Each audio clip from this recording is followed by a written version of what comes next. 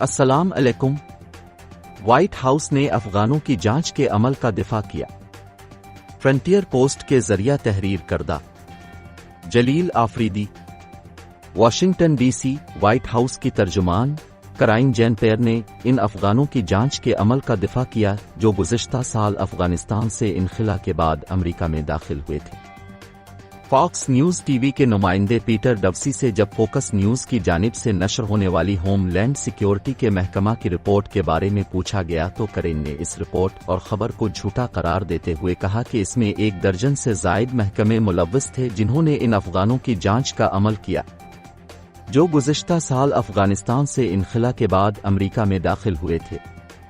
یہاں یہ بات قابل ذکر ہے کہ گزشتہ سال امریکہ میں داخل ہونے والے افغان باشندوں میں زیادہ تر وہ تھے جو امریکہ کے لیے ٹھیکیدار مترجم کے طور پر کام کر رہے تھے۔ جن افغانوں کو امریکہ لایا گیا وہ تھے جنہیں گزشتہ سال طالبان کے افغانستان پر قبضے کے بعد اپنی جان کا خوف تھا۔ امریکہ نے ان افغانوں کو یقین دلایا تھا کہ ان کی خدمات کے عوض انہیں ہر ماہ ملنے والی باقاعدہ تنخواہ کے علاوہ امریکی شہریت بھی دی جائے گی۔ صدر بائیڈن نے محکمہ خارجہ کو ہدایت کی تھی کہ وہ ان افغانوں کے لیے ایک الگ سیل بنائے جنہیں امریکہ لایا گیا ہے تاکہ انہیں امریکہ میں آباد ہونے کے عمل میں بہتر طریقے سے جگہ دی جا سکے۔ محکمہ خارجہ اور پینٹاگون نے کئی NGOs کو افغانوں سے ان کی اپنی زبان میں بات چیت کرنے کے لیے امریکہ میں بھاری تنخواہوں پر پشتون اور دوری مترجموں کی خدمات حاصل کرنے کا ٹھیکہ دیا تھا۔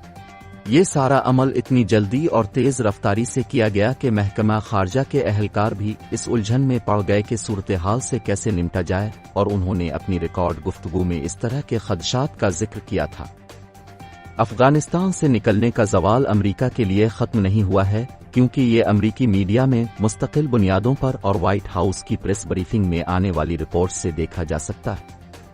ہزاروں افغان ایسے ہیں جن سے امریکی شہریت کا وعدہ کیا گیا تھا، وہ اب بھی پاکستان، متحدہ عرب امارات، قطر اور ترکی جیسے ممالک میں پھنسے ہوئے ہیں۔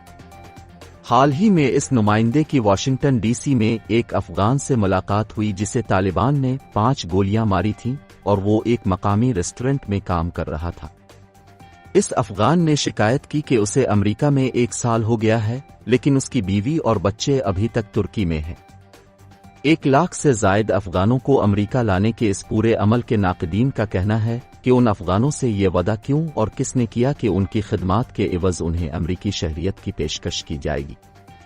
ان ناقدین کا یہ بھی کہنا ہے کہ جب یہ افغان امریکی شہری بن جاتے ہیں تو ان کے رشتہ داروں کی جانچ کا عمل کون اور کیسے کیا جائے گا، اور یہ کیسے یقینی بنایا جائے گا کہ سخت گیر طالبان بدلہ لینے کے ارادے سے امریکہ میں داخل نہ ہوں۔